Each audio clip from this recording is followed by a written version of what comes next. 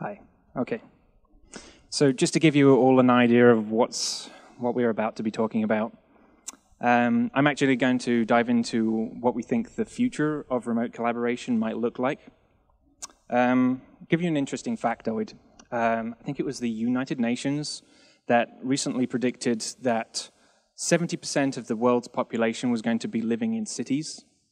And I think they've overlooked what has been happening in remote collaboration. And I'd like to challenge that idea and present to you some of the things that might go against that.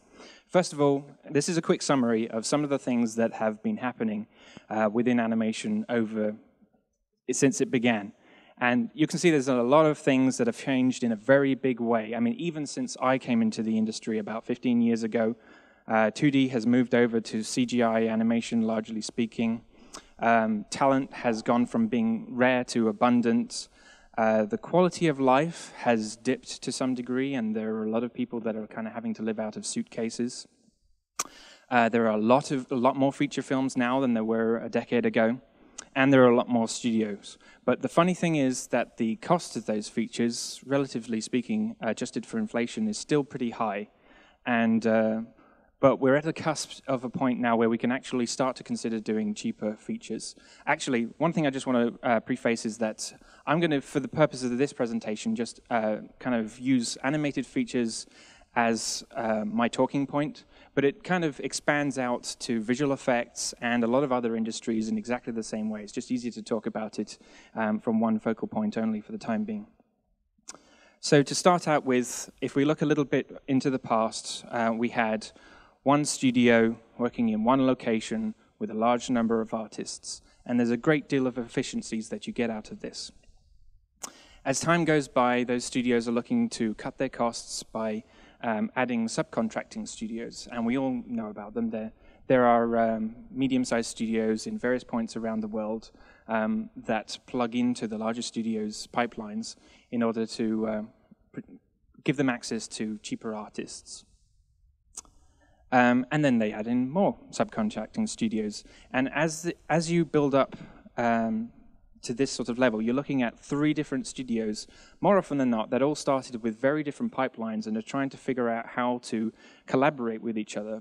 And they either have to change their pipelines to match each other on different projects, or we come up with very clever tools to synchronize between them. But basically, each time we add another studio or something like this to it, we start to introduce some major inefficiencies. And if any of you have worked with remote work before, you kind of know that a lot of the downsides to it.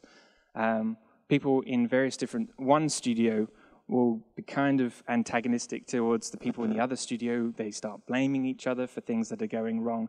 And inefficiencies build up because there's a lack of communication and the files aren't moving around quickly enough. All kinds of things happen. I'm going to jump to a slightly different issue here now.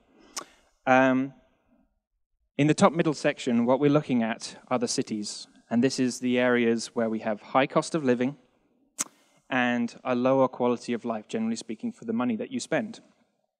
And then if you go further out from that, you've got the towns and the smaller cities where you've got a medium cost of living, and you can afford to possibly buy a house or get on a mortgage of some sort. And then you'll move out to other areas where you've got a lower cost of living and a higher quality of life, potentially, but you're much further away from all of the jobs. So as I was going back to my original point, everybody has been moving into the cities to gain access to the jobs, but as they do so, they are actually moving away from areas where they can afford to buy a home, they can afford to spend time with their families, they're working longer hours, and all in aid of getting access to bigger and better projects and jobs. Now, if we overlay that with the studios, what we're looking at here is a large quantity of the people that are making the product are working in very high cost of living areas, and they're trying to work with studios that are in slightly lower cost of living areas in order to save some money, and this makes sense. But as I already told you, there are a lot of inefficiencies involved in this. We actually, I've seen some examples where we start to bring in freelancers who are working from bedrooms from home, and this can be done a lot more easily now than it used to be. but it still introduces more inefficiencies. And I was working in a studio last year where we had people working from bedrooms, and it was really great, but they were at least a day behind what was going on in the studio. So you had to be very careful about what was being sent out to those people. Now, you can build up the number of freelancers as you go along, but every time you do, you're kind of exponentially increasing the amount of complication that is involved and slowing down things and making it inefficient. And now, this is where I'd like to introduce a sort of a new theory. And this is more close. I'm kind of calling this, we'll call it the Virtual Studio Cloud Hub, whatever name you want to give it. I've been using the word Virtual Studio a lot. But the theory is that you create a core technology in one place that provides all of the tools. It's like a centralized studio in the virtual cloud where everybody can upload their shots, put all their briefings up, keep all their notes together in one place. And when everybody's getting used to going through that system, suddenly it doesn't actually matter where that system lies. We can actually have the guys that create those tools living in a cheaper area because they don't have to live in the most expensive areas in the world in order to keep this going. But the theory is that all of these different, the larger studio, the smaller studios, and the freelancers, if they're all working through that virtual studio, we can increase the number of people that are working together, but maximize the efficiency of how they're working together. So we can get to a model that might look a little bit more like this. And the dream of this is that what you see here is that people might be able to afford to live in lower cost of living areas, have a better quality of life, spend time with their families, and still have access to some of the best projects that are available. And we can reduce the number of people living in the high cost of living areas so that, we only really need to have maybe the directors and the producers and some of the core creative people working tightly together in the major cities. And if they then monitor what's happening in the virtual studio cloud hub, we can afford to work with lots and lots of different people from lots of different places.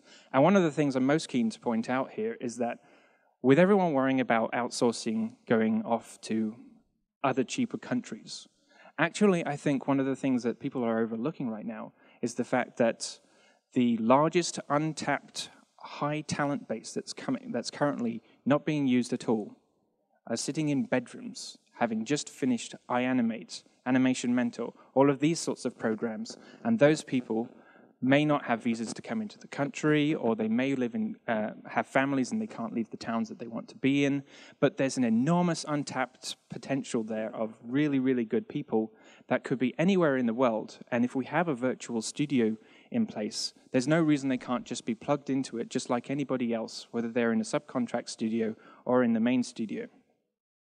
So that's kind of the dream. And when you take it one step further, the idea might be that someday we don't have to even have a centralized location which costs an absolute fortune to live in because not everybody will have to live there. So that's the dream. And some of the guys who are pioneering some of the efforts in that the most are my friends here at Theory Animation. The rest of us have all dabbled in this in one way or another, and I'm going to hand it over to them to discuss the actual details behind it all. Thank you.